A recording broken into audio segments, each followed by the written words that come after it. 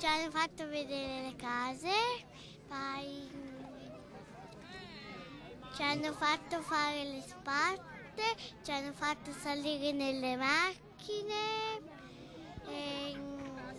ci hanno fatto salire nell'elicottero, poi... Così tante le cose da vedere che poi ricordarsele tutte è un'impresa.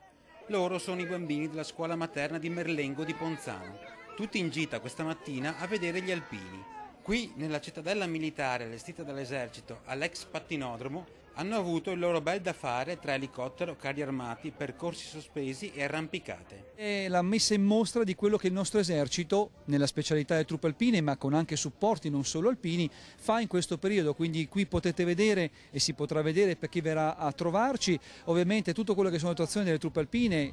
L'elicottero, le macchine, arrampicarmi. Nei giorni scorsi, in aula, intenso lavoro per arrivare preparati, maglietta con impronte tricolori e cappello alpino autocostruito. Ad accompagnarli gli alpini della sezione di Ponzano. E adesso, quando abbiamo terminato qua, li abbiamo invitati tutti quanti a mangiare da noi presso il nostro stand, che è allestito praticamente dove c'era l'ex Camussi praticamente.